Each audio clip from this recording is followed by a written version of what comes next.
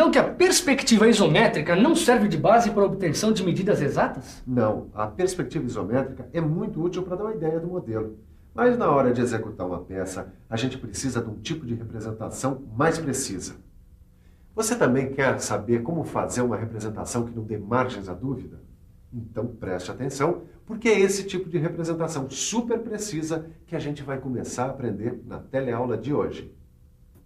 Nessa teleaula, você vai saber o que é projeção ortográfica e vai ver como se faz a projeção ortográfica de um ponto, de um segmento de reta e de uma figura plana. Eu vou fazer um negócio aqui que vai ajudar a gente a entender direitinho esse tipo de representação. Me ajuda aqui, Caio. Se segura aí que a nossa teleaula está começando.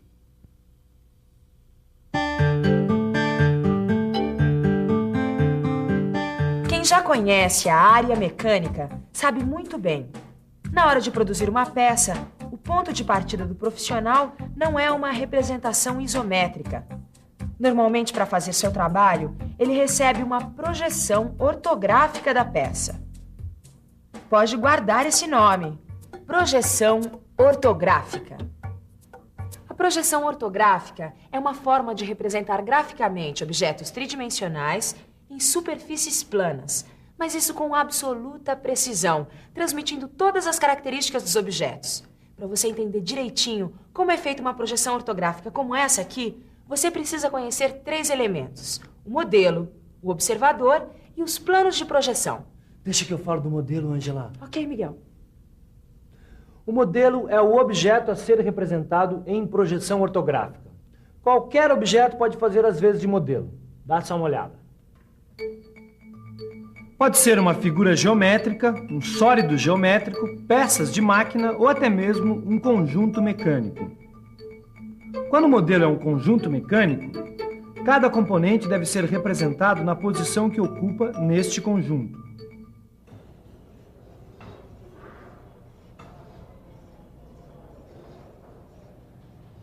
Chega de modelo, seu Tito. Agora nós vamos falar sobre o segundo elemento, o observador. Tito, você consegue imaginar que elemento é esse? Bom, o observador sou eu que estou observando a peça. Se eu olhar de frente, eu vejo um modelo assim. De cima ele fica assim e de lado assim. Agora atenção, em projeção ortográfica, para que o modelo seja representado em sua verdadeira grandeza, isso é, sem deformação, a gente deve imaginar que o observador está a uma distância infinita do modelo. Bom, chega do elemento observador, cara. Vamos ver agora o terceiro elemento. Você lembra qual é? Bom, a gente já viu o que é modelo e o que é observador. Falta então... plano de projeção. Isso mesmo. Olha, e é bem simples. Plano de projeção é a superfície onde a gente representa o modelo. Bom, você já foi ao cinema. Claro. Onde é que o filme é projetado? Numa telona enorme. Isso aí. Você está querendo me dizer que a tela do cinema tem a ver com plano de projeção? É isso aí, Caio. A tela de cinema é um exemplo de plano de projeção. É claro que no desenho técnico a gente representa os planos de projeção no papel, em posições que facilitam o estudo das projeções ortográficas. Sabe de uma coisa, seu Ananias? Lá no trabalho, um colega matou um montão de peças porque não entendia essa história de plano de projeção. O pessoal lá disse que ele interpretou o desenho no diedro errado. Agora, que história é essa de diedro? E você, também quer saber? Então preste muita atenção, porque o assunto agora é diedro. Imagine um plano na posição vertical, atravessando o espaço. Agora, imagine esse plano cortado por um outro plano horizontal. Observe que o espaço fica dividido em 4 regiões. Cada uma dessas regiões corresponde a um diedro, que são numerados assim: primeiro diedro, segundo diedro, terceiro diedro e quarto diedro. Repare que cada diedro é formado por um semiplano horizontal e um semiplano vertical. Aqui no Brasil, a ABNT estabelece a representação no primeiro diedro, como acontece na maioria dos países. E no nosso curso não podia ser diferente. Na hora de projetar um modelo, ele vai estar aqui no primeiro diedro. Vai, fala você. É muito simples. A primeira coisa a fazer na hora de ler e interpretar um desenho técnico-mecânico é saber em que diedro o objeto está representado. Normalmente é no primeiro, mas por via das dúvidas, é só procurar o símbolo que indica em que diedro o objeto está representado. Aqui está. Esse é o símbolo que indica que o desenho do modelo está no primeiro diedro. O símbolo fica aqui, olha, no canto inferior da folha. Aí está, primeiro diedro. Às vezes o desenho técnico vem representado no terceiro diedro. E esse é o símbolo que indica que o desenho do modelo está no terceiro diedro. Olha só a diferença que dá usar diedros diferentes. Aí está o nosso modelo com rebaixo. No primeiro diedro, ele fica assim. E no terceiro diedro, assim. Repare que existem diferenças. Para executar corretamente uma peça, é preciso conhecer bem cada tipo de projeção. No nosso curso, a gente vai seguir a ABNT. Assim, daqui para frente, tudo que a gente falar se refere à projeção no primeiro diedro. Dá uma olhada aqui na minha obra. Essas duas chapas aqui, que representam o semiplano vertical superior e o semiplano horizontal anterior, vão nos ajudar a entender direitinho as projeções ortográficas no primeiro diedro. Nossa, cada não, seu Ananias. Semiplano vertical superior, semiplano horizontal anterior. Não dá para simplificar isso, não? Então vamos simplificar. A partir de agora, este aqui é o plano vertical e este aqui o plano horizontal. Ah, agora sim, agora está no ponto. Todo sólido geométrico nada mais é do que um conjunto de infinitos pontos organizados no espaço. Este prisma, por exemplo, ele pode ser pensado como sendo formado por zilhões de pontos organizados dessa maneira. Epa! Por que você está falando tanto em ponto, mestre Silva? Não vai me dizer que isso aí tem a ver com aquela projeção ortográfica? Eu não falo que esse menino vai longe? É isso mesmo. E já que todos são pontos, que tal pegar o ponto como primeiro modelo para se explicar como se faz a projeção ortográfica? É isso mesmo. Pode se preparar para aprender como fazer a projeção ortográfica do ponto. Olha só, Caio, como é fácil entender o que é projeção. Imagine que essa conta aqui, que eu estou colocando na ponta desse fio, é um ponto A, ou seja, um ponto que não pertence a este plano vertical. Imagine também que este fio é um segmento de reta. Muito bem, se a gente pegar um segmento de reta a partir do ponto A e perpendicular ao plano vertical, o encontro desse segmento de reta com o plano vertical dará origem ao ponto A1. Este ponto é a projeção ortográfica do ponto A no plano vertical. Quer dizer que a projeção de um ponto é outro ponto? Exatamente. Vamos ver como fica isso no papel. Veja só, aí está o plano vertical e o nosso ponto A. Para fazer sua projeção ortográfica nesse plano, é só traçar um segmento de reta perpendicular do ponto A até o plano. O ponto de encontro entre a reta e o plano, o ponto A1, é a projeção ortográfica do ponto A nesse plano. A projeção no plano horizontal é quase a mesma coisa. Imagine um ponto B. É só traçar um segmento de reta perpendicular, agora ao plano horizontal, saindo do ponto B como se o observador estivesse lá em cima. O ponto de encontro entre a reta e o plano, o ponto B1, é a projeção de B nesse plano. Os segmentos AA1 e BB1 são chamados linhas projetantes.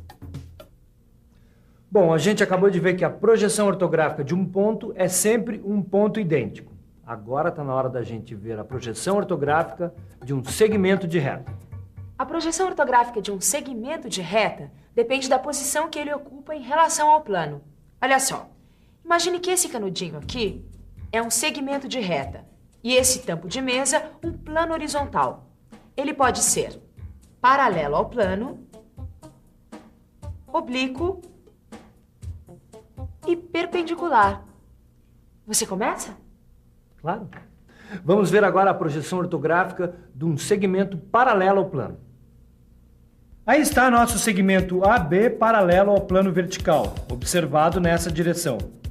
Traçando as linhas projetantes pelos pontos A e B, a gente determina os pontos A1 e B1. E unindo A1 e B1, a gente tem o segmento A1B1, que representa a projeção do segmento AB. Agora repare que os segmentos AB e A1B1 têm o mesmíssimo tamanho. Isso sempre acontece quando o segmento é paralelo ao plano onde ele é projetado. Nesse caso, a projeção ortográfica representa o modelo em verdadeira grandeza, sem deformação. Veja agora quando o segmento AB é oblíquo ao plano vertical. Projetando A e B, temos A1 e B1, e assim a projeção A1B1. Observe que o segmento A1B1 é menor que o segmento AB, ou seja, nesse caso, a projeção ortográfica não representa a verdadeira grandeza do modelo usado. Falta ainda um caso, o segmento AB perpendicular ao plano vertical. Olha que interessante. A projeção dos pontos A e B vai coincidir, quer dizer, A1 e B1 são um só ponto. Traduzindo é o seguinte: a projeção ortográfica de um segmento de reta perpendicular a um plano de projeção é representada por um único ponto. Epa, a projeção ortográfica de uma figura plana vai depender da posição que ela ocupa em relação ao plano. Dá uma olhada só, ela pode ser paralela ao plano, oblíqua ou perpendicular. E o que é que a gente está esperando? Vamos ver essa projeção ortográfica da figura plana. Imagine um retângulo ABCD paralelo ao plano vertical. Para obter a projeção ortográfica desse retângulo, é só traçar linhas projetantes a partir dos vértices A, B, C e D. Temos então os pontos A1, B1, C1 e D1. Ligando esses pontos, temos o retângulo A1, B1, C1, D1. Ou seja, a projeção ortográfica do retângulo ABCD no plano vertical. E repare, os retângulos são idênticos. Quer dizer, quando a figura plana é paralela ao plano de projeção, sua projeção ortográfica é representada em verdadeira grandeza. Quando o retângulo é oblíquo ao plano, veja o que acontece com a sua projeção. Nesse caso, o retângulo A1, B1, C1, D1 é menor que o ABCD. É isso mesmo. A projeção ortográfica de uma figura plana em posição oblíqua não é representada em verdadeira grandeza. Finalmente, temos o caso do retângulo perpendicular ao plano vertical. Repare agora que a projeção dos pontos A e D dá origem a um só ponto, assim como a projeção dos pontos B e C, ou seja, A1 e D1 são coincidentes e B1 e C1 também. Resultado: nesse caso, a projeção ortográfica da figura é um segmento de reta. E como os lados AB e CD são paralelos entre si e paralelos ao plano de projeção, a projeção desses dois lados é representada em verdadeira grandeza. Quer dizer então que a projeção ortográfica só representa uma reta e uma figura plana em sua verdadeira grandeza se elas estiverem paralelas ao plano de projeção? Exatamente. Mas vamos com calma, Caio, que por hoje já está muito bom. E atenção, se liga aí que é hora da revisão. Nessa teleaula, você conheceu 3 elementos importantes para o entendimento da projeção ortográfica: o modelo, o observador e o plano de projeção. Aprendeu o que são diedros e viu que no nosso curso vamos usar o primeiro diedro. Viu também como se faz a projeção ortográfica de um ponto, de um segmento de reta e de uma figura plana. E ficou sabendo que a projeção ortográfica só representa um segmento de reta e uma figura plana em verdadeira grandeza se eles estiverem em posição paralela ao plano de projeção. Bom, hoje a gente deu um grande passo para começar a entender como se lê e interpreta um desenho técnico mecânico. É claro que o Miguel está falando da projeção ortográfica. Ela é realmente a base de todo desenho técnico. Mas esse assunto está apenas começando, hein? Você sabe muito bem que... Para não dar um passo maior que a perna, a gente tem que estudar tudo com muita atenção. Então, ao estudo. Na próxima teleaula, tem mais.